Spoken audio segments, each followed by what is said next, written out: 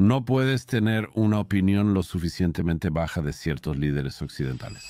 Esto equivalió a unos 15-11 de septiembre en proporción a la población de Israel. La Fuerza Aérea de Israel no bombardea Gaza sin distinción, pues causarían muchas muertes de habitantes. La islamofobia parece un término inventado. Creo que eso es una ilusión. ¿Cómo funcionas si toda tu vida es una queja? ¿Tienes una solución de 3 estados? Europa está recibiendo más inmigrantes de los que puede manejar. Yo Creo que es un futuro bastante sombrío en Europa. A veces hacer episodios como este me pone algo nervioso. Porque es difícil cubrir cosas como los conflictos y cosas así sin hacer enojar a la gente. Y no es solo eso, he notado que la gente interpreta las cosas a través de una perspectiva que les resulta cómoda, no necesariamente a través de lo que realmente se dijo. Sé que lo has experimentado, grabé un episodio sobre antisemitismo. Recibí muchos comentarios preguntando por qué no hablo de que Israel bombardea a los palestinos. Y yo simplemente dije, está bien. Lo primero que dije fue que no quiero cubrir la guerra en este episodio porque es algo separado del concepto general de antisemitismo. La gente decía, ¿qué hay de que Israel bombardea a los palestinos? Yo respondía, ¿ves cómo confundes a los judíos del mundo con una guerra en Israel?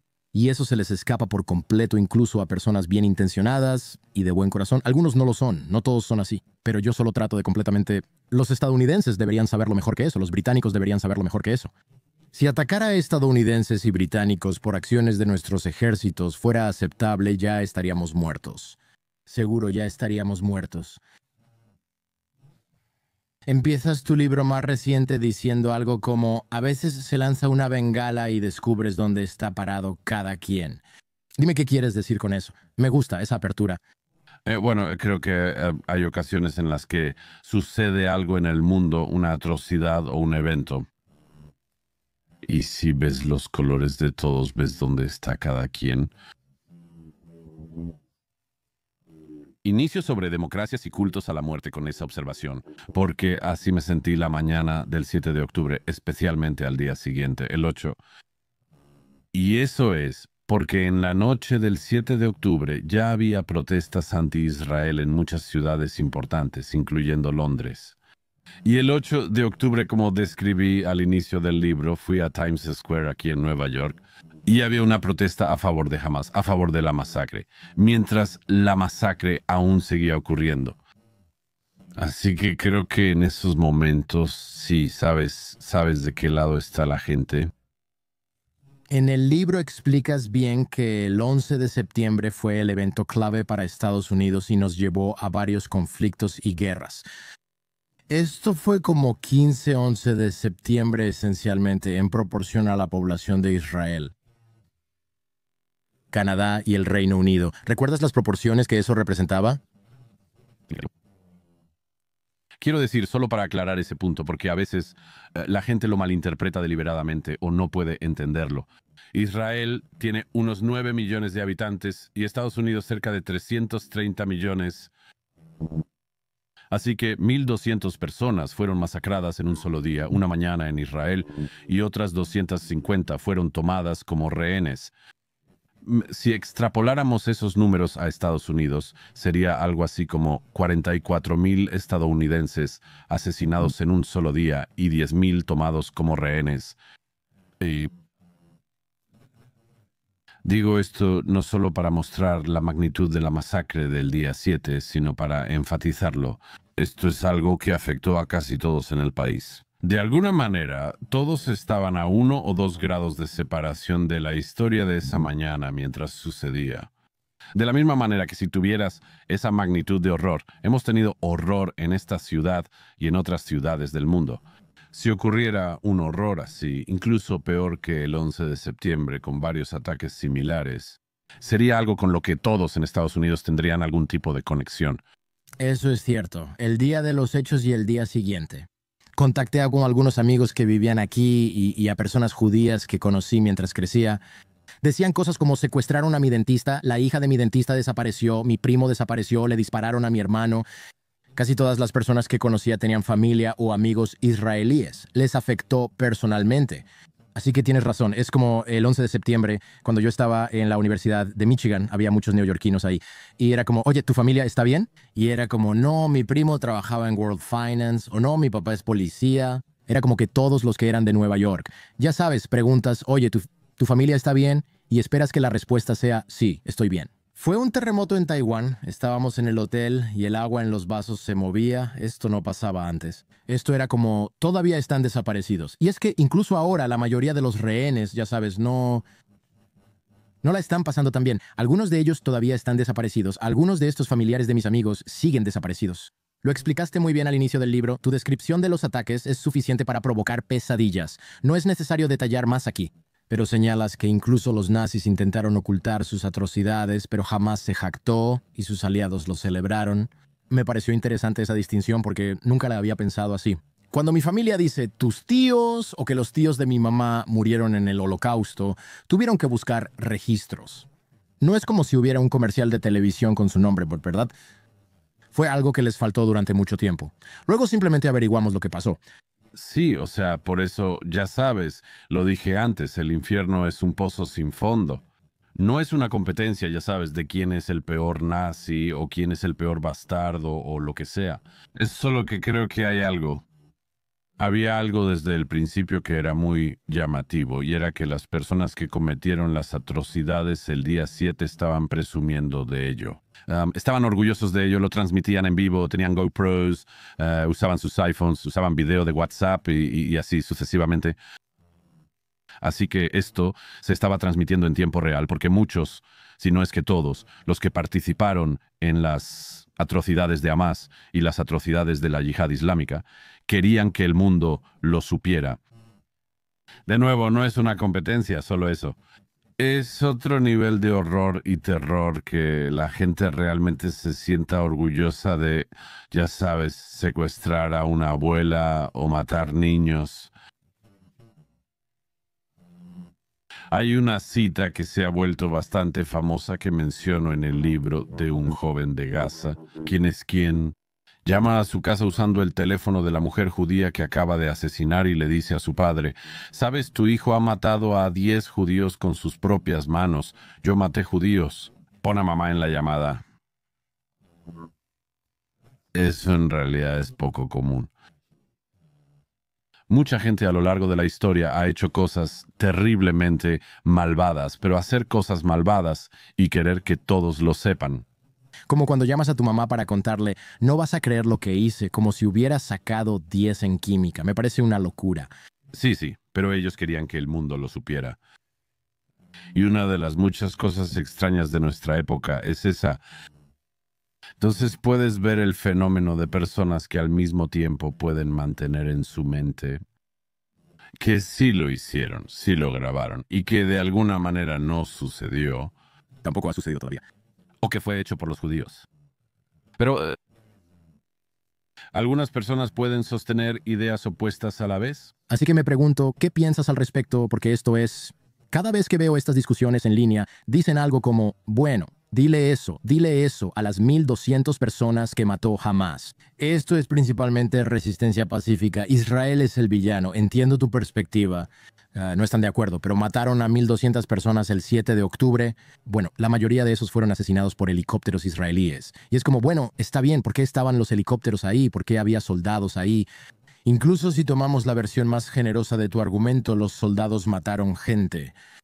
Incluso deliberadamente, para evitar que los tomaran como rehenes o por accidente, ya que no podían distinguir a las personas. Si unos ladrones de bancos secuestran un banco y la policía mata a varios secuestradores y también mata a algunos rehenes, no culpamos a la policía por la masacre en el banco, sino a los secuestradores que intentaron robarlo y tomaron rehenes. Pero eso simplemente no es aplicable. Esto no se aplicó a esta situación en particular. Como mencioné, quienes odian a Israel o buscan motivos para hacerlo, mantienen opiniones contradictorias en su mente. Al mismo tiempo, dirán que queremos más 7 de octubre y... Nuestro lado no hizo el 7 de octubre, fueron los israelíes, pero nos gustaría hacerlo. ¿Verdad? Siempre pienso, por ejemplo, tengo muchos ejemplos con los que me he topado en mi vida. Pienso todo el tiempo en alguien que conocí que entrevistó al padre de el principal secuestrador, el líder de los secuestradores del 11 de septiembre. Y Muhammad Atta, Su padre vivía en Jordania, y cuando esta persona fue a entrevistar al padre, descubrió que el padre de Muhammad Atta, quien pilotó el primer avión en el World Trade Center, creía que su hijo era un shahid, un mártir, y que el 11 de septiembre había sido realizado por los judíos. Así que es solo, quiero decir, me deja sin palabras. ¿Pensarías que después de decir algo así te detendrías y dirías que no tiene sentido? Aún así, este hombre vive de esa forma. Estas dos vías paralelas corren en su cerebro hasta el infinito y más allá. Sí, y digo, de alguna manera es un poco más comprensible en su situación, supongo. Su hijo está muerto y él está tratando de encontrar algún tipo de justificación para haber cometido una atrocidad cuando era niño. Pero una de las cosas que es tan interesante es que tanta gente se ha vuelto completamente desquiciada en este sentido. No tienes ningún interés en el asunto. Quiero decir, eso es curioso. Esa parte para mí, esto es con lo que he estado lidiando últimamente, es que soy más o menos centrista, eso pensaba, pero el ladrillo de la izquierda y la derecha simplemente ha sido lanzado. Así que se ha lanzado tan a la izquierda que, aunque yo no me haya movido, parece que simplemente me fui directo a la derecha y sin freno. Me doy cuenta que mis creencias no han cambiado. Es que yo pensaba que estaba aquí, en el centro izquierda, pero resulta que en realidad no estoy ni cerca de eso. Yo creía que la izquierda terminaba aquí, pero llega hasta Brooklyn. No es así, lo digo literalmente. Perdón, gente de Brooklyn, no quiero generalizar, pero está mucho más lejos de lo que creía. Claro, o sea, piensa en cómo solo en los últimos 2 años ha sido casi imposible para el lado anti-Israel delimitar entre ser coherente en el argumento de que los palestinos deberían tener otro estado o tener una solución de 2 estados o lo que sea, y el apoyo a Hamás. Creo que lo que antes era, y de hecho en nuestras vidas, una distinción muy crucial en el lado pro-palestino, fuera de la región, se ha vuelto inmensamente borroso. En la Universidad de Princeton la semana pasada, estudiantes corearon en el patio principal en honor a nuestros mártires. Entonces, ¿qué hacemos? ¿Quiénes son los mártires de Princeton? Mencionan a Hamás, su liderazgo, a Yahya Sinnoa y a Hassan Nasrallah, el fallecido líder de Hezbollah. Eso es un error moral de dimensiones increíbles. No tiene sentido para mí. Mira, yo fui un estudiante universitario rebelde, pero no creo que alguna vez haya dicho, ¿sabes qué? Quiero apoyar a las personas que quiero apoyar a asesinos de cualquier bando. Pensaba que un ingreso básico universal sería genial, ¿no? Ya sabes, fumando y así. Eso fue todo lo que pensé. No. Creo que para mí el problema que tengo es el argumento, incluso de personas que se consideran pragmáticas que dicen, bueno, no puedes bombardear una ideología. No lo sé. Bombardeamos la Alemania nazi y el Japón imperial, y esa ideología casi desapareció, aunque aún hay simpatizantes nazis. Bueno, una de las cosas cruciales sobre eso fue que tomemos el caso del Japón imperial. Exactamente, o sea, mucha gente decía en los años 40 que no podías derrotarlos, o al menos no podías derrotar la ideología. Resultó que sí podías. Podías derrotarla obligando al emperador a una rendición humillante y total ante sus homólogos estadounidenses. Y hoy en día todavía hay focos de esa ideología en Japón, pero no es algo significativo. Ahora hay nazis, tienen 3 dientes, tatuajes en la cara y están en prisión. No es lo mismo que la... Y todos los odian. Todos los odian, ¿verdad? No es como la Luftwaffe en la Segunda Guerra Mundial.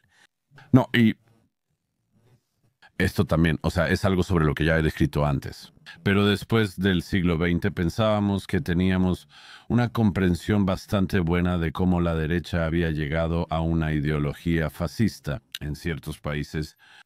Siempre hay debate entre algunos de derecha sobre si el nacionalsocialismo es de derecha o izquierda, digamos solo por el bien del argumento.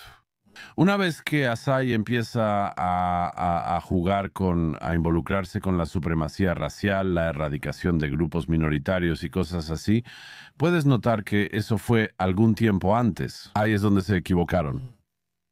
Pero en el siglo XX hubo una ideología gemela igual de horrible, el comunismo.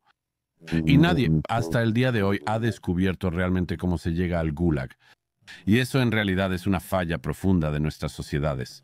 Ya deberíamos haber intentado entender en Occidente cómo nuestros homólogos en Europa del Este, ya sabes, Rusia y en otros lugares, partes del lejano Oriente, cayeron en esto. ¿Cómo pasas de eso, del centro, a aquello? Y creo que tenemos guías y límites imperfectos para saber hacia dónde la derecha podría ir muy mal. Creo que la izquierda tiene, y esto es, y no lo digo solo por una razón partidista, solo lo estoy diciendo. Deberíamos saber cómo se llega al Gulag. Deberíamos saberlo si entendemos que la derecha puede empezar a recurrir a la violencia y cómo lo hacen. Porque no lo resolvemos ni definimos dónde lo hace la izquierda. Ese es el asunto. Para mí, trato de interactuar de buena fe en línea o con amigos míos que tienen creencias diferentes. Algunas personas en línea son radicales de izquierda y yo digo algo como, bueno, ya sabes, los gulags existieron y en muchos sentidos eran tan malos como cualquier cosa que tuvimos en la derecha. Y los argumentos van desde, bueno, está bien, como una concesión a la locura. En un gulag podías vivir bien si hacías lo correcto. ¿Escuchas si deportan a tu familia a Siberia, te quitan todo y te hacen romper piedras en una mina de carbón? Hasta que mueras, aún así todavía puedes ganarte bien la vida. Es como decir, tienes razón. El infierno es un pozo sin fondo, es un pozo sin fondo. Sí, no lo hace. Nada de eso tiene sentido para mí. Eso ocurre por las ideas contradictorias que la gente tiene. ¿Qué piensas de eso? Porque a mí me hace perder un poco la esperanza, porque es como claramente no estás pensando con claridad. Nunca vamos a lograr que estas personas entiendan. Bueno, o sea, si te dedicas a las ideas, por supuesto que nunca quieres rendirte por completo con las personas. No, y nunca quieres rendirte por completo o de forma significativa. En el poder de los hechos y la razón para cambiar la opinión o el punto de vista erróneo de alguien. Eso es lo que hacemos aquí. Es solo que solo podemos hablar con las personas que no están en los extremos porque esas personas ni siquiera van a sintonizar. Pero sí creo que las personas que se manejan en esta moneda a menudo ignoran las corrientes más profundas y a veces más poderosas que también atraen a la gente. Quiero decir, mencioné esto en la guerra contra Occidente, pero considera hasta qué punto, por ejemplo, el resentimiento irracional puede impulsar la vida de una persona. El resentimiento es uno de los instintos y emociones humanas más profundas. Y si vives una vida atrapado en el resentimiento, eso puede impulsarte. Quiero decir, te llevará al infierno, pero te llevará. Esa persona tiene algo que yo no tengo. Debe haber una razón por la que él lo tiene y yo no. Estas personas, volviendo al tema de Israel, eso es algo muy poderoso en el Medio Oriente, en particular en los países árabes vecinos. Por eso este país tiene un porcentaje muy pequeño de nuestra población, un porcentaje muy pequeño de la cantidad de tierra que tenemos, y ha logrado una economía y una sociedad civil mucho más exitosas con eso. Y tiene libertad religiosa que nosotros no tenemos, o como quieras decirlo. Una explicación para el extraordinario odio contra Israel en la región es que la gente a menudo siente resentimiento contra su vecino si a su vecino le va mejor. No puedes hacer que alguien cambie de opinión con razones si no la formó por razones. Hay una cita. No intentes cambiar una creencia adquirida por emociones usando razones. Jonathan Swift, el satírico irlandés. Nunca intentes hacer que alguien abandone una postura a base de razones si no llegó a ella por razones. Sí, eso es, así es. Sí, me encanta eso. Pero, por supuesto, la incómoda verdad es que, en serio, el latino, ¿verdad? Y es como, ¿cómo arreglamos o eliminamos algunas de estas ideologías? ¿Existen riesgos cuando las democracias combaten esas ideologías? Quiero decir, ahora nos preocupa la proporcionalidad, las bajas civiles, cosas así. Mencionas esto en el libro, tengo curiosidad por saber qué piensas. Oh, esas son cuestiones profundas. Preguntas con las que todos los ejércitos occidentales tienen que lidiar. A la gente le gusta hacer extrapolaciones a partir del número de muertes civiles y cosas así. Para la mayoría es difícil hablar de eso sin parecer insensible, pero la guerra es una fuerza terrible y inevitablemente civiles inocentes mueren una vez que la guerra está en marcha. Las fuerzas de defensa israelíes, al igual que los ejércitos estadounidense y británico, siguen reglas de enfrentamiento. Hay una cierta... Quiero decir, de nuevo, esto es algo tan obvio, pero hay que decirlo. Quiero decir, las fuerzas de defensa de Israel y la Fuerza Aérea Israelí no simplemente bombardean Gaza indiscriminadamente, porque si lo hicieran estarían fallando en golpear a los terroristas de Hamas que quieren. Además, estarían matando a muchos gazatíes a quienes no desean matar. Me he vuelto un poco cínico respecto a esta parte del argumento porque me doy cuenta de que hay personas que simplemente no quieren escuchar eso porque lo han absorbido durante casi 2 años ya. La afirmación de que los israelíes cometen genocidio deliberadamente o que lo estaban haciendo. Antes del 7 de octubre en Gaza, esa afirmación es totalmente absurda. Volviendo al tema de la razón, ¿por qué tanta gente quiere que sea así? Y lo digo con cuidado, creo que mucha gente sí quiere que ese sea el caso. Ayer vi una gran protesta que estaba ocurriendo en Ámsterdam contra Israel. Así que déjame ponerlo sobre la mesa. ¿Por qué querrían los holandeses acusar al único Estado judío de genocidio? Es fácil de entender psicológicamente. Si creciste en Ámsterdam y has pasado muchas veces por la casa de Ana Frank y te han llevado a recorrerla, y sabes que tus antepasados colaboraron, no se opusieron al fascismo nazi y colaboraron en gran medida en la deportación y asesinato de los judíos de ese país. Sí, te encantaría tener la oportunidad de acusar al Estado judío de genocidio, porque entonces todos habrían cometido genocidio, y así podríamos quedar libres de culpa. En los Países Bajos ese es un factor muy importante para algunas personas. De la misma manera, volviendo a lo que está más allá de la razón, parece que hay muchas personas que no tienen mucho. No quiero ser innecesariamente insultante, buscan propósito y significado en su vida. Quieren ser parte de una gran historia. Y ellos, particularmente algunos jóvenes. Las estadísticas muestran que en Estados Unidos y en Occidente en general han decidido unirse a una gran causa. Y la gran causa a la que algunos de ellos han decidido unirse es la causa del palestinismo. Y luego más adelante la causa de Hamas, Hezbollah y demás. Parece darles un propósito, sin duda les da algo que hacer. Tienen la gran oportunidad de decir, ya sabes, nadie será libre hasta que esto suceda. Y creo que eso es una ilusión, pero de nuevo, es comprensible.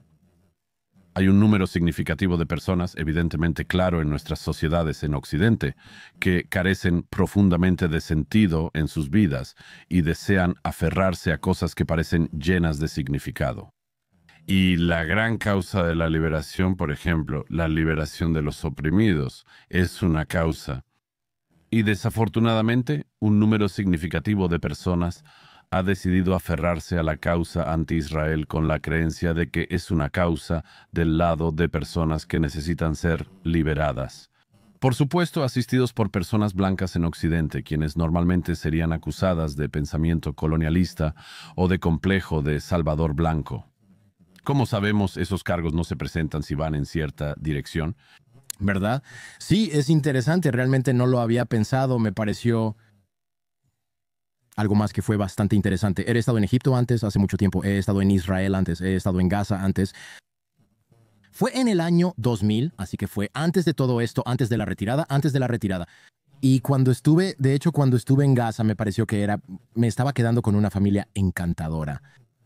El padre trabajaba para la autoridad palestina, pero en su casa tenían una bandera de Hamas en la pared. Tenía mi propio piso porque no querían que las chicas me vieran sin camisa. Y los hermanos tenían su propio cuarto y otro piso, y los padres tenían sus propios pisos. Era una casa bastante bonita y el techo estaba abierto. Cada noche nos reuníamos en la azotea y comíamos grandes bandejas de aceitunas. Fue muy memorable.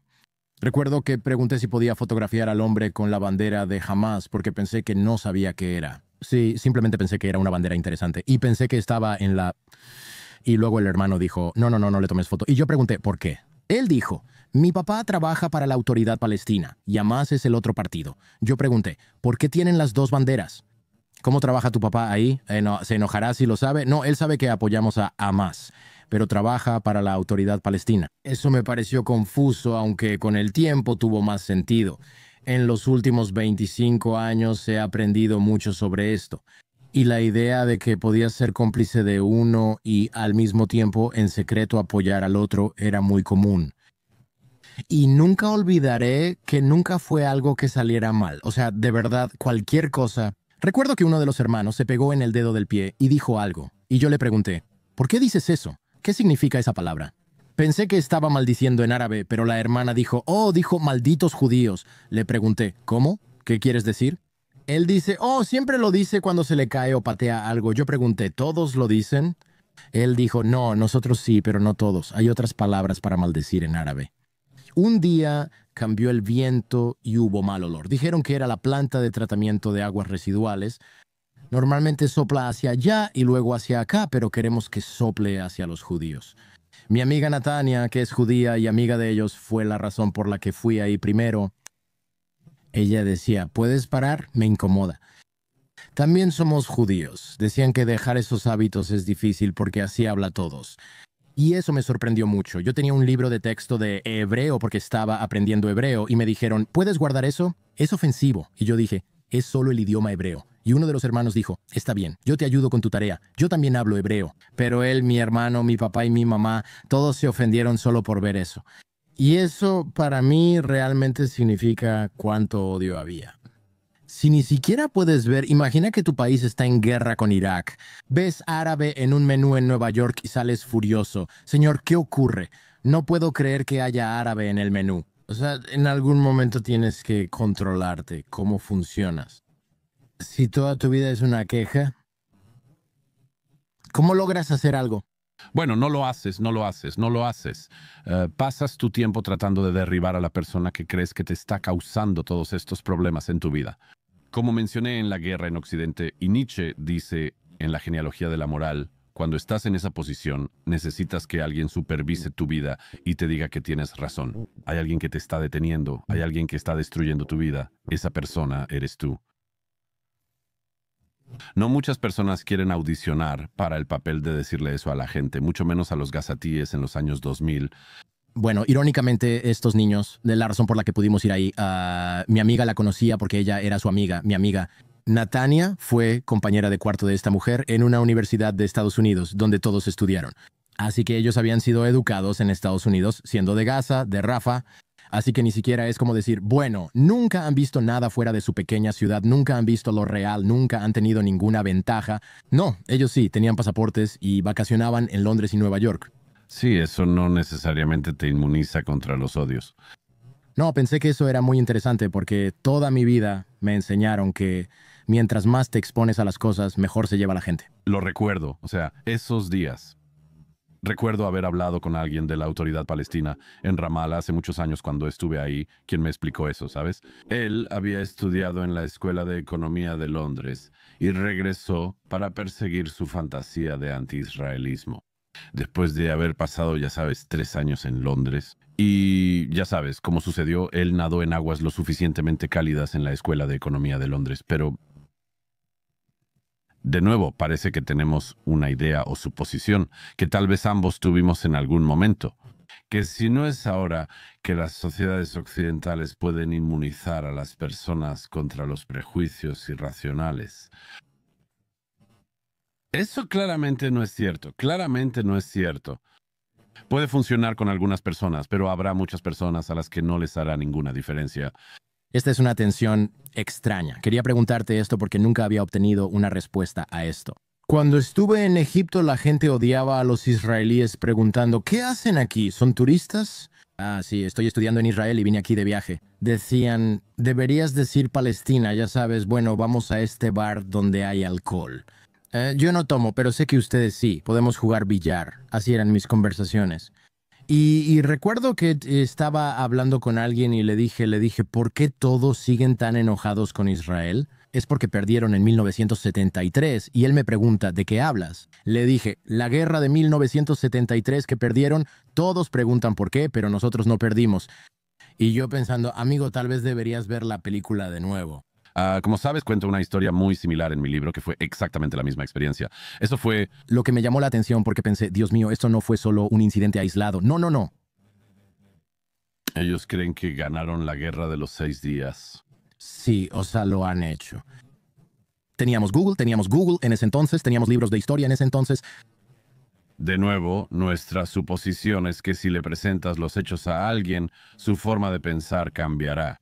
Desafortunadamente, ese es el caso con algunas personas, pero de ninguna manera es el caso con todos. Sí, Egipto fue fenomenal y aterrador a la vez. Esa es una buena descripción del país. Un lugar increíble, la gente era de todo tipo, la verdad. O sea, hubo un mesero que me cayó muy bien. Estamos en Dahab, hay un café en la playa. ¿Has estado? Hay almohadas y pequeños restaurantes por toda la playa. Te sientas, pides comida y llega 3 horas después, pero no importa porque estás de vacaciones viendo el océano. Y recuerdo que el mesero era un tipo muy agradable, siempre nos daba cosas gratis. Y decía, prueba el licuado de mango. Sé que querías sandía, pero hoy te traje mi favorito. No nos dejaba pedir y quitaba cosas de la cuenta. Era muy agradable. Y el último día dice, allá hay israelíes. Le puse veneno a la comida, así que van a vomitar y cagarse por todos lados. Y yo me quedé como, ¿qué? Y él dice, sí, van a estar tan enfermos en unos 20 minutos, solo mira. Y yo estaba como, no puedo, tengo que decírselo. Él me dice, no les digas, ¿qué pasa? Pensé que éramos amigos. Y yo le digo, no puedo dejar que envenenes a alguien en la mesa de atrás solo porque son judíos. ¿Qué te pasa? ¿Qué haces? Les dije y se fueron. El tipo estaba molesto y los persiguió diciendo que no era su intención. Solo estaba bromeando. No creo que lo estuviera, pero fue muy difícil. Fue confuso porque él sabía que éramos judíos y estudiábamos en Israel y no era un problema. Fue amable con nosotros toda la semana. 2 israelíes entran. Oye, envenené a esos 2 israelíes detrás de ti. Míralo, pon tu reloj. En 20 minutos pasará. Quiero decir, es una de las tragedias, en mi opinión, de gran parte del mundo árabe que, en vez de crear sus propias sociedades, los líderes de esos países han logrado desviar a sus poblaciones hacia el odio a Israel, porque no hay manera de mejorar su propio nivel socioeconómico. Eso tiene sentido. Y es triste para los israelíes, pero es un desastre para el mundo árabe. Simplemente nunca experimenté algo así. Mira, viniendo de Michigan, nunca había experimentado algo así. Por eso se me quedó grabado durante un cuarto de siglo. Pero gran parte de eso no se explicó hasta hace poco. Leyendo tu libro pensé, ahora sí, estoy seguro de que hemos sido y estamos siendo bombardeados con información sobre este conflicto y su historia. Esto tiene más sentido, pero quiero hacer una pregunta complicada y tendenciosa, lo admito. Pero ¿por qué la proporcionalidad solo parece aplicarse a Israel? Y no quiero regresar a la Segunda Guerra Mundial para dar ejemplos ni nada por el estilo, pero, por ejemplo, nunca había escuchado, ni siquiera creo haber escuchado la palabra proporcionalidad. Nadie parecía preocuparse por eso antes de este conflicto. Oh no, ha sido un término obsesivo usado en cada conflicto que involucra a Israel, por lo menos en este siglo. Cada conflagración en Gaza. Antes de estos últimos 2 años, el conflicto de 2006-11 siempre ha sido la proporcionalidad. Primero que nada, quiero decir, en cierto modo es comprensible. De alguna manera es comprensible. Mucha gente que no sabe nada del conflicto, la región o la guerra en general, puede que tengan la presunción de que su lado tiene 1,200 personas muertas. Puedes tomar represalias solo contra el mismo número de personas del otro lado. Si excedes ese número, es desproporcionado. Ahora, esto es para decir que esto es elemental, como un poco de comprensión ética, moral o estratégica es subestimar enormemente el asunto. Pero hay algunas personas que sí se sientan así, o vamos más allá, que piensan, aunque tal vez no puedan decir exactamente dónde está el límite, creen que sabrían cómo se ve una respuesta desproporcionada si la vieran. ¿Existe una obsesión especial cuando se trata de Israel? Y el ejemplo más obvio que daría es cuando Estado Islámico de Irak y Siria en la década de 2010 arrasaba Irak y Siria y llevaba a cabo con éxito ataques terroristas con muchas víctimas. En Europa, particularmente de manera más notable en Francia, en 2015 el gobierno francés, el gobierno británico, el gobierno estadounidense y otros decidieron intervenir y destruir a Estado Islámico de Irak y Siria.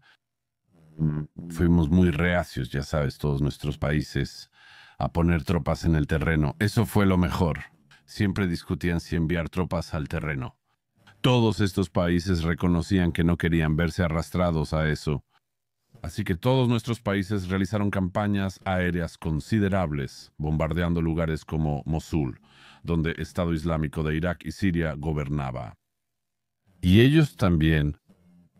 También utilizamos a nuestros aliados kurdos, los Peshmerga y otros, para hacer la primera línea de la campaña terrestre. Hubo algo de apoyo de fuerzas especiales, pero principalmente la lucha la llevaron a cabo los kurdos. Simplemente no sabemos cuántos civiles murieron, simplemente no lo sabemos. Decenas de miles, seguro. No lo sabemos porque decidimos no contar. Es por eso que nadie contó, porque francamente a nadie le importó. Querían evitar que la gente entrara a conciertos de música en París y masacrara a cientos de personas, así que... Y Estado Islámico de Irak y Siria era como Hamás, con una ideología y teología islamista muy similar, y decidimos que la prioridad era destruir a Estado Islámico de Irak y Siria. Hay algunas personas que tienen un problema con eso, pero no creo que sean muchas. Y yo, aunque los llamados movimientos antiguerra en Occidente tienden a ser pro-guerra, pero pro, el otro lado, ganar, siempre y cuando no seamos nosotros o nuestros aliados, ocasionalmente hablarán de eso. Pero ese tema no cerró las principales ciudades en Estados Unidos ni paralizó las capitales en Europa semana tras semana.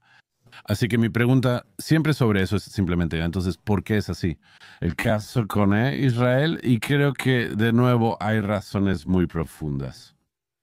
De hecho, las viste para el 8 de octubre, cuando la masacre aún seguía ocurriendo en el sur de Israel, cuando Hamás y otros terroristas todavía estaban causando estragos en el país. El 8 de octubre los medios de comunicación del mundo se preguntaron, ¿cómo se vengará Israel? Creo que eso es algo muy profundo. Sustrato en nuestras sociedades, que es la idea de los judíos vengativos, el Estado judío vengativo. Ojo por ojo, todo ese tipo de cosas. Es muy... Lo ves incluso en medios respetables como Private Eye, la revista satírica del Reino Unido. Todos caen en eso. La British Broadcasting Corporation, todos estos medios de diferentes lados caen en ese tropo. Y por cierto, claro, hay una rareza adicional en eso que no es solo que he visto con mis propios ojos los considerables esfuerzos que hacen los israelíes para evitar bajas civiles excesivas. Algunas personas han estudiado esto y yo también.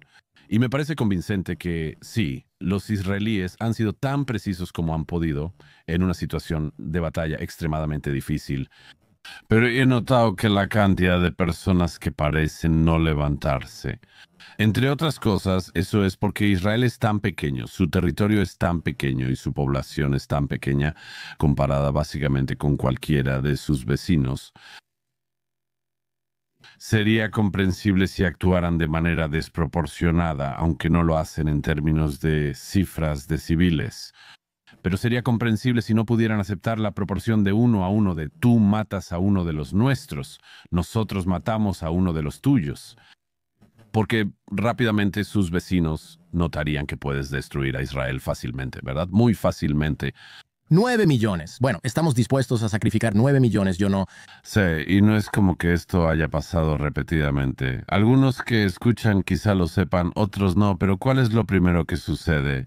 Después de que se declara el Estado de Israel en 1948, todos sus vecinos lo invaden e intentan estrangularlo. Al nacer, cuando la población de Israel es de aproximadamente 800,000 personas, muchos de los cuales acababan de sobrevivir a la Segunda Guerra Mundial. Así que, y por supuesto, hubo más intentos en las siguientes décadas. El 67, el 73, las intifadas y luego el 7 de octubre. No es como si pudiera haber mucha confianza por parte de los israelíes de que la gente en la región no quiera aniquilar, estrangular y destruir el país por completo. Y de nuevo, es lo que yo describo como la increíble presunción de personas que han nacido en sociedades como en la que estamos sentados y nacimos en paz. En una sociedad que, pese a los problemas, vivimos en paz. Hay tanta presunción en la gente que cree saber lo que haría en un estado de guerra. No lo saben, no tienen ni idea. Sí, es un argumento común que veo. La gente dice, yo haría esto y esto. Amigo, vives en Ohio, no corres peligro. Michigan no va a invadir. Pero esto sí lo es. Esto ha sido algo constante, durante mucho tiempo. Mencionaste el 11 de septiembre antes. Recuerdo cuando Osama Bin Laden fue finalmente eliminado en Abbottabad, en Pakistán. Hubo tanta indignación en los medios occidentales no estadounidenses porque los Navy SEALs mataron a Bin Laden y no lograron capturarlo con vida. Y luego, al no haber logrado capturarlo con vida y matarlo, lo enterraron en el mar, con el riesgo de que no se le hubiera dado un entierro islámico completo, adecuado y digno. Bueno, eso sí que es una locura. Y recuerdo haber estado en el programa principal de debates de la British Broadcasting Corporation justo después de que eso sucedió. Y efectivamente todos los demás en el programa estaban hablando sobre su preocupación por la operación. La malevolencia o no de los Navy SEALs por matar a Bin Laden. Y luego la ignorancia atroz y la falta de una comprensión cultural adecuada. Eso podría haber sido demostrado por este país al posiblemente no haberle dado al asesino de 3.000 estadounidenses los derechos de entierro apropiados. Y yo estaba como... ¿Todos ustedes han perdido de vista la trama? Pero va más allá de eso. Es otra vez yo. Es esta presunción que tanta gente tiene, esta arrogancia de pensar que sabrían cómo entrar a Abbottabad. En medio de la noche, aterrizar el helicóptero, entrar al complejo familiar de Bin Laden. Pedirles amablemente a todos que pasen por aquí, no perder la vida, no perder a tus compañeros y asegurarte de eso. O sea, es solo una pequeña cantidad. Es un pequeño ejemplo de algo que cuando se aplica a Israel se aplica muchísimo, que es simplemente este interminable. Como sabes, lancé un reto al inicio de este conflicto. Cuando le he dicho a personas que creen que entienden el conflicto, piensan que, ya sabes, por ser, digamos, fanáticamente anti-Israel, están en el centro de esto y lo entienden. Digo lo mismo, bien, volviendo a donde empezamos. Hoy, 10.000 estadounidenses son secuestrados de Manhattan y llevados a la vecina Nueva Jersey y son dispersados por todo el territorio. Y el territorio ha sido preparado durante 18 años para tener un conjunto de túneles increíblemente complejo, intrincado y bien excavado debajo de Nueva Jersey. Todos los hospitales se usan para almacenar armas. Todas las mezquitas, escuelas y sitios de la Organización de las Naciones Unidas ahí tienen entradas a túneles, depósitos de armas y más. ¿Cómo sacas a tus 10.000 rehenes estadounidenses de Nueva Jersey, causando el menor daño posible a cualquier civil inocente en Nueva Jersey? Dime tu plan, Or. En ese caso, muéstrame tu plan de batalla de cómo habrías manejado Gaza después del 7. ¿Cómo habrías hecho para traer de regreso a los 250 rehenes a casa? ¿Cómo habrías eliminado o capturado al liderazgo de Hamás responsable y evitado que volvieran a gobernar Gaza? Y aún no he escuchado un plan. Finalmente escucho a personas decir cosas como, bueno, si te fijas en las negociaciones de rehenes, las liberaciones de rehenes han sido resultado de negociaciones. Es algo que escucho de algunas personas. Y no tienes idea. No sucede porque jamás se despierte una mañana, el liderazgo se despierte y decida que quiere devolver a algunos israelíes. Hoy sucede por la intensa presión militar sobre ellos, su grupo, su liderazgo, y después de un tiempo ocasionalmente liberan a algunos israelíes demacrados. Y entonces, ¿cuál es el plan de alguien más para esto? No escucho ninguno. La verdad, creo que pocas personas me han tomado en serio en eso. Y creo que es porque no son serios, en realidad no lo toman en serio. Mucha gente dice, bueno, si Israel liberara a los prisioneros palestinos que tiene, entonces recuperarían a los rehenes. Pero no recuerdo que eso haya pasado nunca. Primero que nada, que realmente haya sido una opción seria. Era como, vamos a recuperar a estos prisioneros, luego se van a unir a Hamás y después vamos a hacer otro 7 de octubre, eso es lo que vamos a hacer. Recuerdo que dijeron prácticamente exactamente eso. No se trataba de liberar a los tuyos o a los nuestros y luego vivir en paz. Eso nunca fue una opción. No, y los prisioneros palestinos que serán liberados en el marco actual, eso sucede mientras hablamos.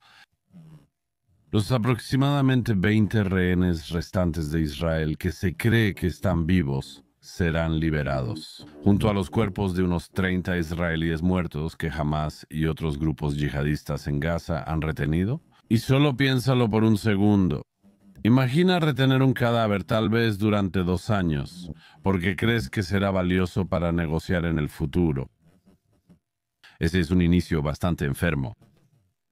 Pero como sabes, estos cadáveres y los rehenes vivos restantes están a punto de ser liberados. Y espero en Dios que lo sean, a cambio de cientos y cientos de terroristas condenados.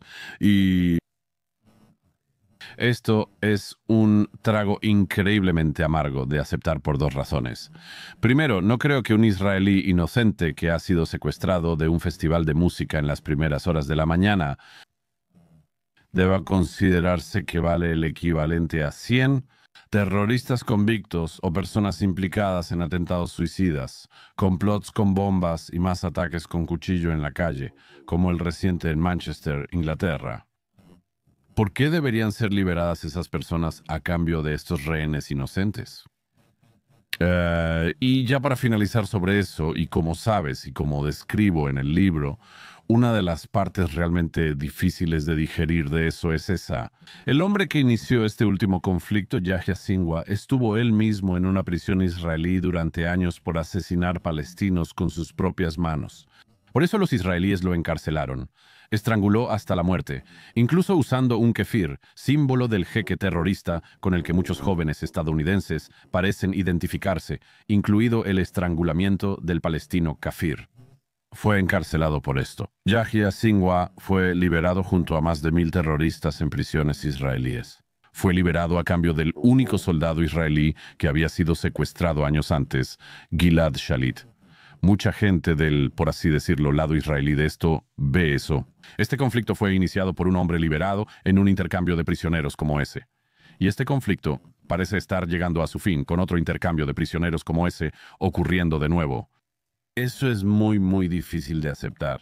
Y no estoy seguro de que el estadounidense promedio lo aceptaría si, de nuevo, fuera Estados Unidos y no Israel el que hubiera sufrido esta barbarie. Sí, no puedo estar en desacuerdo contigo en eso. ¿Qué opinas sobre que Canadá, Reino Unido y Francia reconozcan al Estado palestino?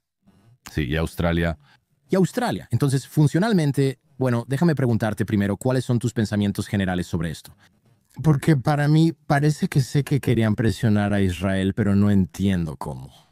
Esto no premia a Hamas por el 7 de octubre. Esto premia a Hamas por el 7 de octubre. Y la lección que se tomará en la región será que así es como se les saca cosas a los israelíes y a los estadounidenses, y así sucesivamente. Mira, la solución de 2 estados ha sido el lema de republicanos y demócratas de izquierda y derecha, laboristas, conservadores durante un par de generaciones.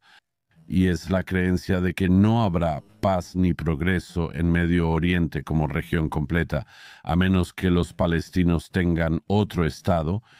Y cuando digo otro Estado, no estoy siendo tan sarcástico como algunos podrían pensar. La población de Jordania es principalmente palestina. Gaza fue efectivamente un estado administrado por palestinos. Desde 2005, cuando las últimas fuerzas de defensa de Israel, retiraron los últimos restos de judíos de los cementerios judíos en Gaza y dejaron toda Gaza libre de judíos. Y se la entregaron a los palestinos. Sí, Fatah y Hamas, de quienes hablábamos antes, tenían una guerra entre ellos.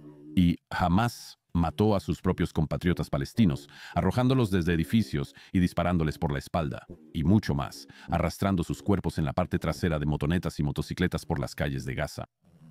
Pero ese era un estado palestino, estaba gobernado por Hamas, gobernado de manera horrible, mal administrado, objeto de un robo y hurto increíble por parte de los líderes de Hamas, quienes se hicieron todos multimillonarios. Pero era un estado palestino. Lo que la mayoría de la gente cree que significa cuando hablan de la solución de 2 estados o de un estado palestino es que áreas de Judea y Samaria, la Cisjordania, que es en su mayoría palestina, habitadas por palestinos. Deberían pasar de lo que es actualmente, que es estar gobernadas por la autoridad palestina, a ser reconocidas formalmente como cualquier otro país en la tierra. Esta ha sido la posición del status quo durante mucho tiempo, que esto es lo deseable. Nunca lo han hecho, y los primeros ministros de Canadá, Estados Unidos, Canadá, Francia, Gran Bretaña y Australia no han tenido en los últimos días ninguna explicación de cómo lidiar con el hecho de que los palestinos no pueden ponerse de acuerdo sobre su propio liderazgo. Y todavía no sabemos exactamente qué va a pasar con la administración de Gaza después de la guerra, pero la autoridad palestina no quería gobernar Gaza. Así que, en el mejor de los casos, en realidad tienes una solución de 3 estados sobre la mesa en algún momento, que es Gaza, gobernada por alguien Israel, y luego un estado llamado Palestino, parte de Judea y Samaria, Cisjordania. Y no creo que sea deseable ahora, pues sería una recompensa por el 7 de octubre, y creo que los propios palestinos y sus vecinos lo interpretarían completamente de esa manera. Pero, quiero decir, al menos no ahora. Pero hay tanto... Las personas que están viendo que no han pasado mucho tiempo entre políticos o cerca de políticos podrían tener opiniones muy bajas de algunos de ellos. Pero no puedes tener una opinión lo suficientemente baja de ciertos líderes occidentales cuando se trata de este tema, porque simplemente no saben de lo que están hablando, absolutamente no saben de lo que están hablando, y están lidiando con una fantasía que está muerta. Macron empezó haciéndolo bien, empezó el 7 de octubre siendo muy directo. Pero luego cuando llegó el momento de... Más o menos un año después fue como, oye, estamos pensando en seguir con esta guerra. Decía que buscaba equilibrio y no iría a la manifestación conmemorativa del 7 de octubre por las víctimas. Y luego da la vuelta y reconoce a un estado. Todo esto es bastante confuso. Bueno, Hay 2 explicaciones rápidas sobre Macron, por ejemplo. La primera es que me resulta irónicamente divertido que él le haya dado la bienvenida con alfombra roja al nuevo líder de Siria, quien hasta hace muy poco era miembro de una filial de Al-Qaeda. Y tampoco fue en su juventud, así que no fue como una indiscreción juvenil que se unió a Al-Qaeda. El nuevo líder de Siria, quien por supuesto tomó el poder simplemente por la fuerza bruta y quien ha supervisado a las milicias que asesinan a drusos, cristianos y también a personas de sectas islámicas minoritarias en Siria. Le pusieron la alfombra roja en el Elíseo hace un par de meses, en París. Pero la posición actual del gobierno francés es que Benjamín Netanyahu no puede pisar suelo francés. Vi eso, sí. Esto me parece absurdo, solo es contexto. Lo segundo que quiero decir que es más importante es Macron, Kani, Starmer y Albanese. Todos han hecho esto. Declaración unilateral de reconocimiento de un Estado inexistente. Un Estado que literalmente no existe y cuyas fronteras nadie ha acordado y cuya gobernanza nadie conoce. Todos lo hicieron por motivos políticos internos. me preguntaba sobre eso. La semana pasada estuve en Canadá y si vas a lugares como Montreal o Toronto, Vancouver, cualquier ciudad importante, rutinariamente son cerradas por manifestantes anti-Israel increíblemente violentos y virulentos. Digo esto porque aún me sorprende ya que quizá tengo una visión anticuada de Canadá como un lugar pacífico y decente. Escuelas judías repetidamente baleadas o atacadas con bombas incendiarias, sinagogas repetidamente baleadas o atacadas con bombas incendiarias, judíos atacados. Esto es Canadá. Y esto ha sucedido porque Canadá ha permitido la entrada de muchas personas de países árabes y musulmanes y han traído este odio del que hablábamos antes, estos desprecios, estos prejuicios. Los trajeron a Canadá y ahora lo hacen en sus calles. Eso no representa a todos, pero sí a una parte significativa de los manifestantes. Lo mismo en Gran Bretaña, lo mismo en Australia, lo mismo en Francia.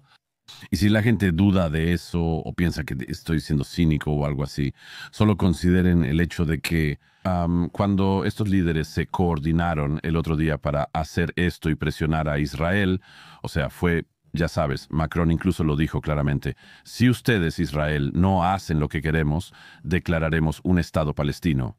Vaya manera de empezar un país, ¿no? Como una amenaza. Pero el país que no hizo eso en ese momento fue Italia.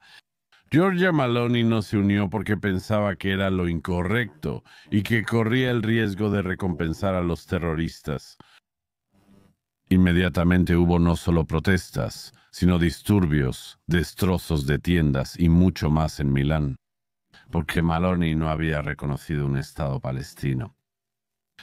Eso es lo que todos estos otros líderes saben, es lo que enfrentan en su país. Ellos lo saben.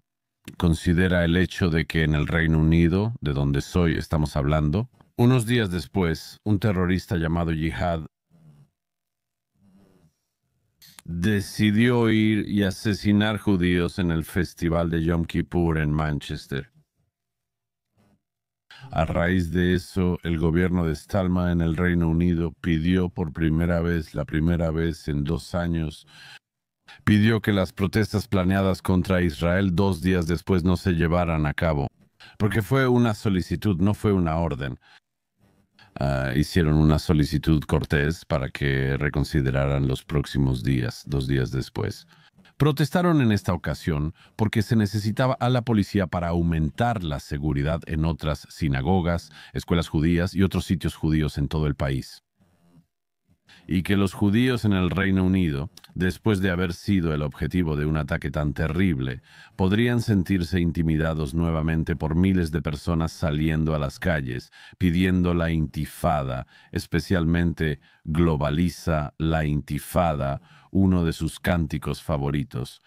Los organizadores de la protesta dijeron que seguirían adelante. Ahora, como me gusta señalar porque es importante, ese no es el problema de Israel, ese es el problema de Gran Bretaña. Sabes, si tus sinagogas, escuelas judías, yeshivas y demás no están seguras en Canadá, ese no es el problema de Israel, ese es el problema de Canadá. Y así sucesivamente, y así en cada uno de estos países. Pero la tendencia por años ha sido no enfrentar los problemas que son difíciles. Y de nuevo, hay una razón obvia. Funcionalmente, ¿qué hace reconocer un Estado palestino? Porque no hay elecciones, no hay gobierno, realmente no hay fronteras. No hace nada. Entonces, ¿pueden unificar este gran problema en Estados Unidos, Canadá, Australia, Francia? Estos gobiernos podrían volverse más de derecha si la gente lo decide. Están hartos de esto. La población musulmana probablemente sea mayormente moderada y de un solo dígito. Eventualmente la gente va a terminar, creo yo, inclinándose hacia la derecha y eligiendo un gobierno que diga, si quieres protestar por esto y disparar contra una sinagoga, simplemente te vamos a deportar o algo así. Vas a terminar con más y más gobiernos de derecha. Se puede dejar de reconocer a uno, se puede dejar de reconocer a un Estado. ¿Cómo funciona eso? Sí, es como dejar de creer en Santa Claus. Y 2, ¿estás de acuerdo? ¿Es factible mi predicción de que estos gobiernos podrían terminar desplazándose significativamente hacia la derecha? Sí, más que factible, más que factible. Lo están haciendo casi inevitable. Y como mencioné antes, todo esto se mantiene hasta el final. Pero hubo una encuesta realizada el año pasado, y creo que en el aniversario del 7 de octubre que decía que la mayoría de los musulmanes británicos no creen eso. Jamás cometió atrocidades el 7 de octubre de 2023. ¿Es eso increíble? Eso es una locura. La mayoría no cree que jamás haya hecho algo malo. Lamento oír eso. Quisiera creer que no es así, ¿verdad? Yo estudié en Michigan, como te mencioné, y todo esto. Yo era amigo de muchos musulmanes porque eran amables y razonables. No tenía que ocultar que era judío. Y aún soy amigo de muchos. No creo que ellos digan, eso no pasó. Bueno, ya sabes. Mi amigo Eric Weinstein me dio un truco útil para esto hace algunos años, que es señalar que si no crees que el Islam tiene un problema de fundamentalismo, es porque no tienes suficientes amigos musulmanes. Porque si tienes amigos musulmanes, lo sabrás. Esto es algo que ellos saben y es algo que es muy vivo y difícil dentro de su comunidad. Y siempre he tenido la misma opinión. Es hora de que pongan en orden su maldita casa. Todos enfrentamos problemas en nuestras comunidades y religiones. Todos hemos tenido grandes problemas en nuestro pasado en algún momento, a veces durante mucho tiempo, pero no puedes decirme eso. Si hubiera una secta de la iglesia mormona que anduviera predicando la muerte de otra minoría, esperaríamos que nuestros amigos mormones se enfrentaran a ese grupo. Eso es cierto. Y claro, hay cristianos locos, hay algunos judíos locos y hay algunos ateos locos. Sí, está bien. Pero esperaríamos en este momento que la violencia fuera normalizada, incluso por un porcentaje de un solo dígito, o aprobada por un porcentaje bajo de 2 dígitos de personas. Esperarías que ese grupo, quien quiera que fuera, lo enfrentara de frente y dijera, no, no vamos a hacer esto. ¿Por qué no pasa eso más seguido? ¿Y por qué, en cambio, la gente recibe acusaciones de islamofobia, de fanatismo de extrema derecha, de racismo y cosas así? Y me temo que es, siendo lo más amable posible en mi interpretación de esto, es una demostración de que, como muchos otros grupos, religiones y sectas, el mundo musulmán no quiere ventilar sus trapos sucios en público, no quiere tener esta discusión públicamente, no quiere tenerla, en particular con no musulmanes, y quiere que desaparezca y quiere demonizar a quien lo critique, incluso a musulmanes. Es interesante. Entonces, ya sabes, quiero decir, vimos cuánto tiempo tomó, por ejemplo, que salieran a la luz los escándalos de abuso sexual infantil en la Iglesia Católica, debido a la falta de disposición de las personas en la cima de la jerarquía del clero para permitir que la Iglesia fuera arrastrada por esto. ¿Qué iba a pasar si esto salía a la luz? Y tuvimos, ya sabes, sabemos, décadas de encubrimiento. El mundo musulmán tiene eso. Parece que todavía están muy lejos de realmente enfrentar eso.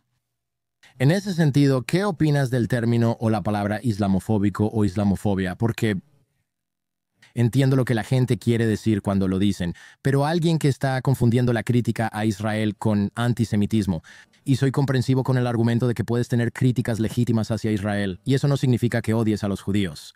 Y la gente a menudo dice que eso se malinterpreta en ambos lados, claro. Pero las mismas personas que defienden ese punto de vista, por supuesto, también dirán que eres islamofóbico por tener una conversación como esta. Me parece interesante porque es prácticamente lo mismo. Bueno, son similares en ciertos aspectos retóricos. No creo que sean para nada similares. Déjame aclarar a qué me refiero. Siento que la palabra islamofobia no es lo mismo que racismo. El racismo ocurre cuando dices, no me gustan las personas de estos países o algo similar. Eso es racismo, prejuicio e islamofobia. Parece un término inventado solo para criticar lo islámico. Es un término inventado por la hermandad musulmana hace décadas. ¿Puedes explicar eso? No creo que la gente lo sepa. Sí, es un término. La hermandad musulmana, que en realidad es una de las organizaciones más efectivas de la segunda mitad del siglo XX, ellos incluyeron esto en el diálogo y ganó relevancia desde la década de 1980 y fue sacado a relucir porque la hermandad y sus afiliados reconocieron que era una manera muy útil de intimidar, particularmente a los occidentales que no quieren ser vistos como intolerantes. Nosotros en nuestras sociedades, en Occidente, tememos ser acusados de intolerancia. Y por eso, si alguien lo usa contra nosotros, incluso de manera falsa, puede dejarnos una mancha terrible. Es como que te llamen pedófilo. Sí, es un pedófilo y te quedas atascado defendiéndote en esta situación completamente ridícula. Y algo de eso se te va a quedar pegado. Así que se ha usado de manera muy cínica como una táctica. Ahora nosotros, porque es un invento reciente, hay confusión y muchos no saben qué es ni lo hacen. ¿Sabes? ¿Es posible criticar a Israel sin ser antisemita? Sí, es posible criticar cualquier principio del Islam o el comportamiento de cualquier musulmán sin ser acusado de islamofobia. No, es que es así. O sea, la gente piensa que el término antisemitismo se usa en exceso. Espera a que vean la islamofobia. Ahí sí que la gente es atacada con ese término. Y lo rechazo porque, entre otras cosas, bueno, primero que nada, es un término inexacto. Porque una fobia es un miedo irracional a algo. Hay muchas razones para tener un miedo racional a ciertos aspectos del Islam. El Islam fundamentalista es algo a lo que uno debería temer racionalmente, estar preocupado, estar alerta. La segunda cosa es que me parece que esto crea una situación completamente imposible, que es si te van a acusar de islamofobia por criticar, por ejemplo, el yihadismo, el radicalismo musulmán, actividades al estilo de la hermandad musulmana, actividades al estilo de Estado Islámico de Irak y Siria, señalar que grupos como Estado Islámico de Irak y Siria, grupos como Hamas, ellos citan las escrituras islámicas todo el tiempo y creen que tienen la interpretación correcta del Corán, los hadices, la vida de Mahoma. ¿Es posible debatir eso sin que te acusen de islamofobia? No, no lo es. Quiero decir, lo hemos intentado durante décadas y nosotros en Occidente hemos estado dando vueltas alrededor de esto. Pero, ya sabes, puedes ser el caricaturista francés más secular y de izquierda, mostrando que estás intentando tener el derecho de ridiculizar la fe musulmana de la misma manera en que ridiculizas la fe judía, la fe cristiana y todas las demás cosas. Y te llamarán islamófobo. Y en el caso de Charlie Hebdo, te cerrarán las oficinas y asesinarán a tu personal en París en 2015. Esto de volverse racional es una fobia de los caricaturistas en Europa.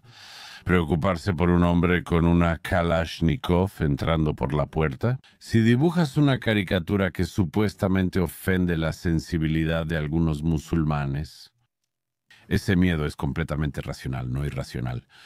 Y una vez que bajas de ahí, hay toda una serie de otras cosas que son miedos totalmente racionales. Tengo un miedo completamente racional a eso. Por ejemplo, lo que yo veo como la aceleración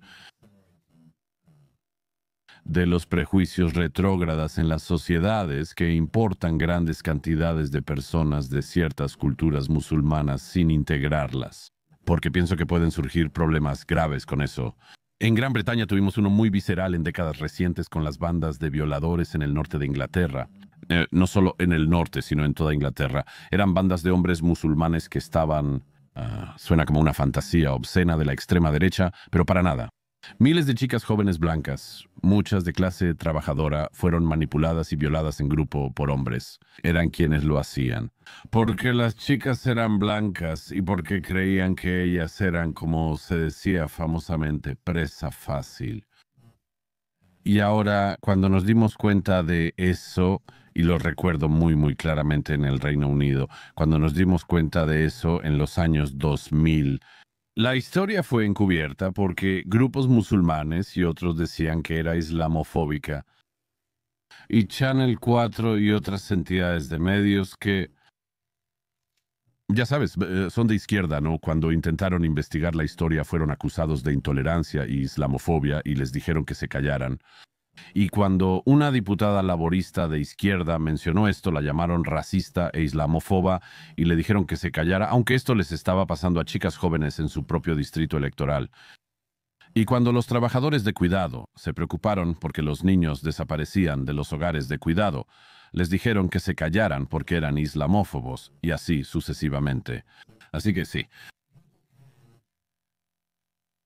La gente puede usar todo tipo de términos para intentar silenciar a sus oponentes o críticos.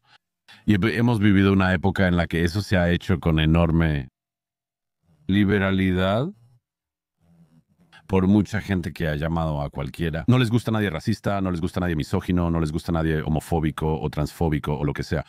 Hemos pasado por un largo periodo de insultos. Y parte de eso ha sido muy efectivo y parte ha sido deliberadamente engañoso. Y creo que la islamofobia es un ejemplo de eso. Los efectos de eso son terribles. Y por cierto, el efecto inevitable de todo eso.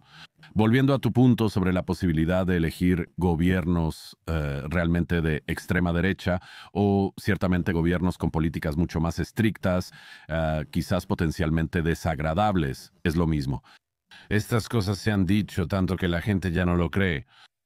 Sí, es difícil. O sea, mira, si Donald Trump puede arrestar a personas que están aquí sin documentos y básicamente deportarlas a un país fuera de Estados Unidos o que ni siquiera sea su propio país. Puede pasar, hemos visto peores cosas en Europa el siglo pasado. Bueno, lo más probable es que sí, las poblaciones, particularmente en Europa, serán empujadas a tanta infelicidad por esto que de alguna manera se quiebran. Y hemos visto pequeños indicios de eso, y es muy desagradable, muy, muy feo. Y por eso, una vez que sabes, hay algunas personas que de vez en cuando se vuelven conocidas, principalmente en línea. Hay uno, no diré su nombre, pero es un activista en Birmingham, en el Reino Unido, un activista musulmán. Recientemente apareció en un video diciendo, no venimos a integrarnos, venimos a tomar el control. Y veo eso y no pienso, oh, qué tipo tan rudo. Solo pienso, maldito idiota, no tienes idea. O al menos, o tal vez sí tienes una idea, lo que te hace aún peor por lo que realmente estás haciendo. Lo que intentas hacer es provocar al país que te ha recibido y que te ha permitido a ti, a tus padres y a tus hermanos estar aquí. Los estás provocando y esperando que reaccionen de una manera que te permita decir, ajá, te lo dije. Es algo tan estúpido e irresponsable de hacer. Sí lo es. Es extremadamente cínico porque estos tipos no estarán en la primera línea de cualquier conflicto que provoquen. Lo más probable es que ellos sean los que hagan videos en TikTok sobre eso, pero no serán los que vean sus casas quemarse. Ellos estarán de vacaciones en el extranjero casualmente cuando todo esto suceda. Sí, probablemente tienes razón. Europa está recibiendo más inmigración de la que puede manejar. ¿Eso es realmente lo que sucede? Sí, escribí sobre esto hace 10 años en mi libro La extraña muerte de Europa. Todo se reduce a una cosa, que es que Europa, al igual que Estados Unidos en los últimos años, y ciertamente Canadá, hicieron dos cosas que nosotros subestimamos cuántas personas querían venir a nuestros países y sobreestimamos nuestra capacidad de integrarlas. La integración es la ciencia menos exacta del mundo. De hecho, no es una ciencia, es una especie de esperanza. Sí, y pues nadie realmente sabe cómo hacerlo bien. Todo lo que puedes hacer es tener una política de inmigración moderada y sensata, con números lo suficientemente bajos de sociedades lo suficientemente similares, y pues ayudar un poco. Esperar que todo salga bien, y eso no es lo que Europa ha hecho. No, simplemente... Sabes, me temo que creo que es un futuro bastante sombrío para Europa a corto plazo. Definitivamente parece que sí. Yo crecí en Michigan, teníamos rusos, polacos, judíos, alemanes. Probablemente estoy olvidando un par de docenas de diferentes grupos con los que crecí. En otras áreas de la ciudad está Dearborn, la mayor concentración de personas de Medio Oriente fuera de esa región. Así que hay de todo. Desde libaneses, egipcios, es todo el mundo. Y hay mucha asimilación, pero también hay mucho. Parece que con el tiempo hay menos de eso. No puedo decirte que puedo. Toda mi familia y sus amigos crecieron siendo polacos, pero casi ninguno hablaba polaco. Tal vez entienden un poco. Dirán que son polacos si alguien les pregunta, cenarán en el club polaco americano. Si hay una boda o algún tipo de fiesta de cumpleaños, no es lo primero que ponen en su tarjeta de presentación. Pero yo incluso ahora he visto Dearborn, donde tuve muchos amigos que crecieron, ellos eran musulmanes. Pero era como, oye, ahora tenemos diferentes días festivos, es como, esta es toda mi personalidad. Sí, porque me da miedo y es algo muy familiar para mí. Porque, por ejemplo, vi el otro día un video de una reunión del consejo en Dearborn en la que un miembro del público resultó ser un hombre blanco. Se opuso al hecho de que una de las calles locales iba a ser nombrada en honor a un terrorista de Hezbollah fallecido. Sí. Sí, no está bien. Quiero decir, no está bien cuando empiezas a nombrar tus calles en honor a terroristas. Cuando este hombre se opuso, el miembro musulmán del consejo le dijo que se fuera porque no lo querían ahí y lo llamó intolerante e islamófobo. Y de nuevo uno piensa, me parece muy imprudente decirle eso a un estadounidense de la zona, especialmente si eres de una comunidad que se mudó recientemente. Lárguense, intolerantes, no hagan eso, no lo hagan, no saben lo que van a despertar. Pero me temo que lo que conozco de esto es que lo que pasó en Dearborn es lo mismo que ha pasado en muchas ciudades que conozco en Europa, incluyendo en Gran Bretaña. Tiene que ver con lo que siempre llamo las tres cosas sobre la inmigración. Se trata de la velocidad de la inmigración, la cantidad de personas que permites entrar y la identidad de las personas que permites entrar. Y si dejas entrar a muchas personas que son similares a ti culturalmente o que comparten tus ideas sobre la sociedad. Y si lo haces lentamente y en números moderados, se integrarán con el tiempo. Pero si traes a un gran número de personas de culturas muy diferentes muy rápidamente, no se integrarán. Y de hecho es más probable que se mantengan juntos. No aprender el idioma, no querer integrarse, porque ¿por qué lo haría? Tengo mi comunidad y cada vez es más fuerte y más visible. Y por eso en Estados Unidos, como en Europa, ahora tenemos una política abiertamente sectaria de ese tipo. Creo que Sara Mamdani ha aprovechado eso, que Ilhan Omar también ha aprovechado eso. Creo que esas cosas sorprenden y desconciertan a muchos estadounidenses que no notan lo que ocurre. Pero simplemente les señalo muchos casos de esto en Gran Bretaña y Europa porque es un terreno muy familiar. Entonces, tal vez sea una pregunta tonta, pero esto está peor ahora, ¿no? No es que imagine que de niño todo era más moderado y mejor, simplemente así lo siento. Sigo mencionando ejemplos, como mi mejor amiga Shahida, que era un espejo. Cenábamos en el piso y yo decía que era raro. Sus papás decían, no, solo hacemos cosas diferentes y está bien, todos somos estadounidenses. Yada y su papá se volvieron doctores.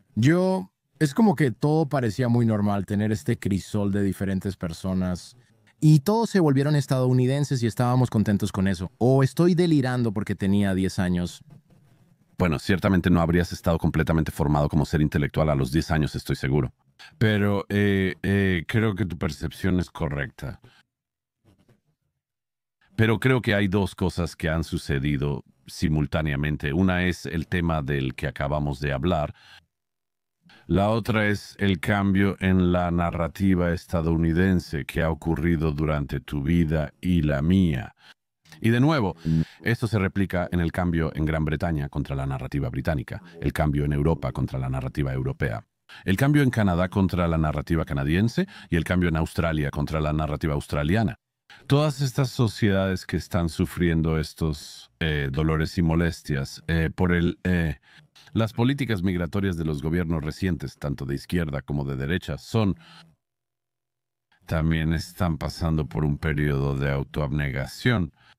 Eso es alejarse de su historia nacional, de nuestras historias nacionales, de una historia de heroísmo y orgullo para convertirla en una de vergüenza. Y eso es muy reciente. Y hay una especie de... Hay una forma agradable de verlo, que es, al recibir a más personas, nuestras sociedades se vuelven más acogedoras. Esa es una de las razones por las que la gente viene, aunque no del todo. Por ejemplo, nadie está tratando de colarse en el territorio del Partido Comunista de China. Generalmente no, sí. Nadie está tratando de irse a Sudán para tener una buena vida. La gente en Corea del Norte suele ir en una sola dirección, ¿cierto?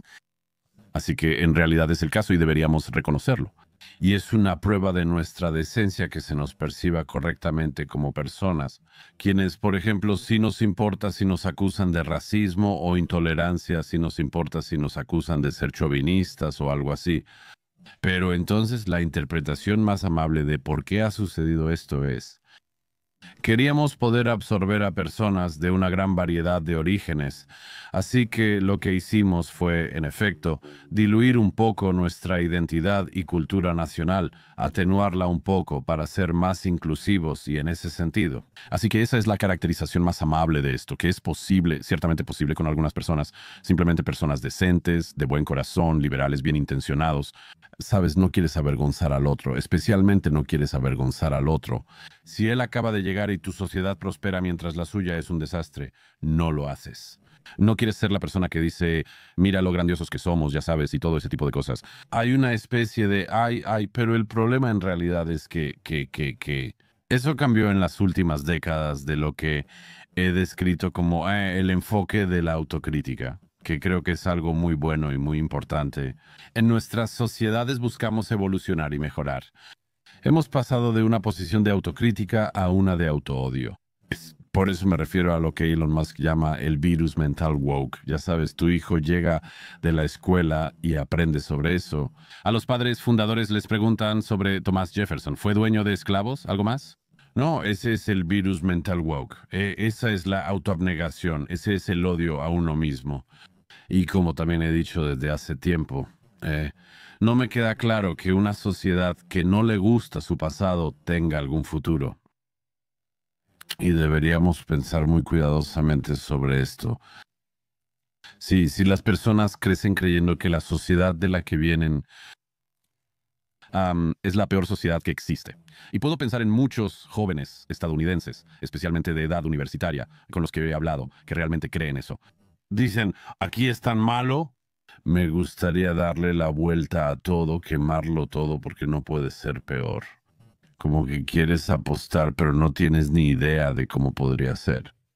Pero esa actitud de autoodio es y no es exactamente autoodio, porque las personas que sienten eso también sienten un intenso aprecio por sí mismas al mismo tiempo, porque ellos son los que guardan la verdadera llama, de alguna manera los que se flagelan a sí mismos de forma única, los campeones mundiales de la autoflagelación. En realidad están golpeando a alguien más, no a sí mismos, y mantienen su ego intacto. Pero esa actitud es profundamente destructiva y es perfectamente obvio. Además, no puedes integrar a nadie en una sociedad que se odia a sí misma. Porque, ¿por qué lo haría si me mudé a un país que parecía funcionar mucho mejor que mi propio país de origen? Y descubrí que el país en cuestión quería que lo golpearan hasta el cansancio y además había olvidado su palabra de seguridad. No sé por qué no me uniría a flagelarlos o simplemente pensaría, Dios, todos ustedes son patéticos y horribles. Tengo que hacer lo mío. Sí, eso se entiende completamente. Está bien dicho y es totalmente comprensible. Eso me recuerda que hice un show en vivo, o esto no en persona, pero como una transmisión de radio en vivo usando una aplicación hace algunos años. Y recuerdo haber hablado sobre ir a Corea del Norte hace algunos años y organizar tours allá. Y luego, ya sabes, hablar sobre Irán. Y este tipo llamó y dijo, ¿no es un poco etnocéntrico? Y yo le dije, ¿de qué estás hablando? Él dijo, tú juzgas cómo los ayatolás dirigen Irán y el gobierno de Corea del Norte. Etnocéntrico. Yo No lo sabía, no me di cuenta. Se debatía si Estados Unidos no tenía un sistema mejor que Corea del Norte y la Irán teocrática, extremadamente teocrática. No me di cuenta, era mi primera vez. Nunca oí a nadie decir eso. ese argumento, ese que llama, cree que está siendo increíblemente culto. Claro. Él cree que está siendo como él. The cultural. Es como un saidismo dividido y algo más. Lo he visto toda mi vida adulta. Hubo una ocasión famosa cuando en 2001 se debatía derrocar a los talibanes tras el 11 de septiembre y el refugio de Al-Qaeda en Afganistán. El ahora fallecido, tristemente, novelista Martin Amis, quien vivía en Brooklyn recientemente, estaba en un evento en Londres. Así que finales de 2001, principios de 2002, él y una audiencia artística y culta de la izquierda británica tradicional, entre otros. Y Martin Amis dijo, levanten la mano si se sienten moralmente superiores a los talibanes. ¿Nadie levantó la mano? Creo que una persona levantó la mano y su punto era, pero este es un grupo que, dejando de lado por un momento, dio refugio a Al-Qaeda. Este es un grupo que apedrea a las mujeres hasta la muerte por presunto adulterio. Permite el matrimonio con niñas. Amputan los brazos y las piernas de las personas acusadas de robo y decapitan. ¿Y por qué no puedes sentirte mejor que ellos, verdad? Y la razón es que simplemente para ese momento, y esto no aplica para todos en la sociedad, gracias a Dios aún hay personas bien educadas en nuestras sociedades. Sin embargo, muchas personas tienen un impacto cultural desproporcionado en nuestros países, que realmente piensan que sería lo más terrible e imaginable ser tan moralmente presuntuoso como para creer que eres mejor que los talibanes. Mientras que si dices, bueno, ya sabes, todos hemos hecho lo nuestro, ya sabes, es algo terrible. O sea, mira él y así sucesivamente. ¿Verdad? El equivalente en Estados Unidos es que en Corea del Norte no hay libertad de expresión. Estamos tratando de prohibir TikTok, así que es lo mismo, ¿no? Ves eso todo el tiempo, ves eso todo el tiempo. Viene de algo profundo, llega en su mejor forma, a diferencia de la forma de autoflagelación. Viene de un deseo de no ser visto, de no estar haciendo alarde, ya sabes, ondeando la bandera.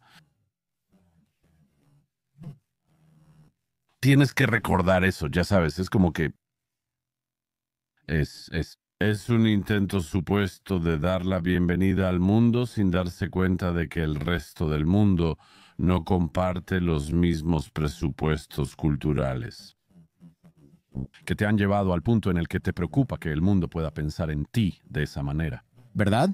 Sí. Si quieres dar la bienvenida a algo extraño, empieza con quesos apestosos de Francia. No tienes que traer el fundamentalismo islámico. Soy un gran fanático del queso apestoso y creo en el avance de los quesos menos pasteurizados en los Estados Unidos de América. Dejando el queso aparte, ¿es posible aún la asimilación o el multiculturalismo? ¿El multiculturalismo ahora es simplemente, inevitablemente, la norma para siempre? Creo que es posible, pero no sabemos en qué cantidad ni con quiénes y dónde. Pero sí creo que lo que Russi Reno, el editor de la revista católica First Things, ha descrito como el regreso de los dioses fuertes, me parece en este momento algo inevitable. Y eso significa que la integración, el multiculturalismo, tan visiblemente no ha funcionado en la medida en que esperábamos que lo hiciera. No ha sido un fracaso total, aunque se puede exagerar y decirlo. Ha tenido algunos éxitos. Si al final quieres equilibrar los pros y contras, aspectos positivos y negativos, sospecho que muchos ven más aspectos negativos que positivos. Por ejemplo, en el Reino Unido en este momento no lo están haciendo.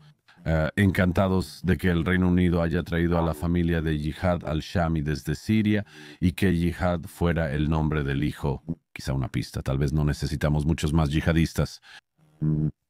Que su padre celebró el 7 de octubre y cosas similares.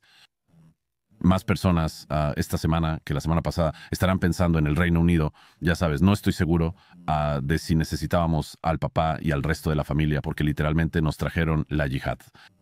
Y menciono esto porque, como digo, volviendo al punto de Reno, creo que en esa situación, cuando los dioses más suaves fallan, la gente recurre a los dioses más duros, y ellos